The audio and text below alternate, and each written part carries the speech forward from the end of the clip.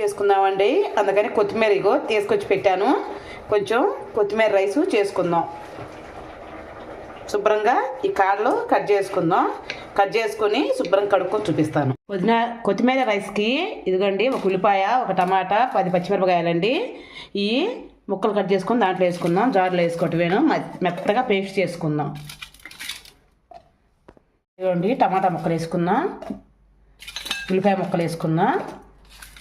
మెత్తగా పేస్ట్ చేసుకుందాం.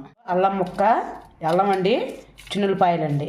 ఇవి శుభ్రం కడుక్కొని పేస్ట్ చేసుకుందాం. కొత్తిమీర వేసుకుందామండి. ఇదిగో కొత్తిమీర వేసుకొని శుభ్రంగా మెత్తగా పేస్ట్ చేసేసుకుందాం. మూత పెట్టేసుకొని ఓకేనండి, రెడీ అయింది. ఇదిగోండి తీసేద్దాం. ఇంకా పెట్టుకున్నానండి స్టవ్ మీద. దానికి ఆయిల్ పోసుకుందాం. 3 స్పూన్లు ఆయిల్ పోస్తున్నానండి. సరిపోతుంది, మోయినంగా ఉంటుంది. అది కొద్దిగా ఏడెక్కిన దాకా ఉందాం. కొంచెం జీలకర్ర పాసలు వేసుకుంటున్నానండి. మనం దాంట్లో అల్లం వెల్లుల్లి పేస్ట్ వేసుకుందాం. బాగా మనం దీన్ని ఇలా తిప్పుకుందాం. ఒక పచ్చివాసన పోయిన దాకా తిప్పుకుందాం. దాంట్లోనే ఇగో కొత్తిమీర, కద్దుల్లిపాయ, పచ్చిమిరకాయలు పేస్ట్ వేసుకుందాం. ఒక టమాటా చూపించా కదా. శుభ్రంగా దాన్ని నూనె పైకి తేలేటట్టు బాగా కలుపుకుందాం.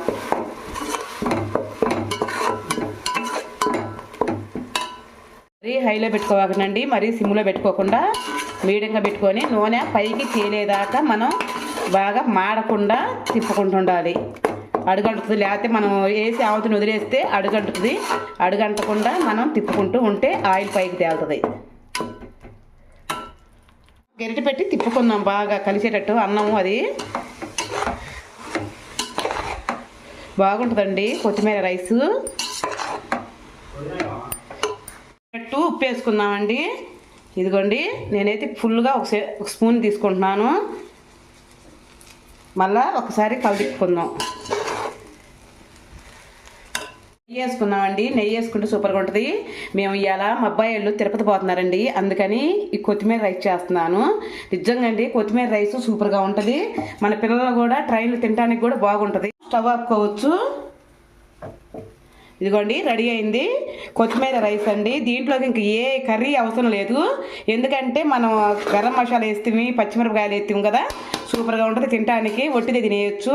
ట్రైన్లో మనకి నిజంగా అండి ఆ పులిహార ఈ పులిహార ఏం తింటారండి పిల్లలు. అందుకని నేను కొత్తిమీర రైస్ చేశాను. ఇదిగోండి సూపర్ కుదిరింది.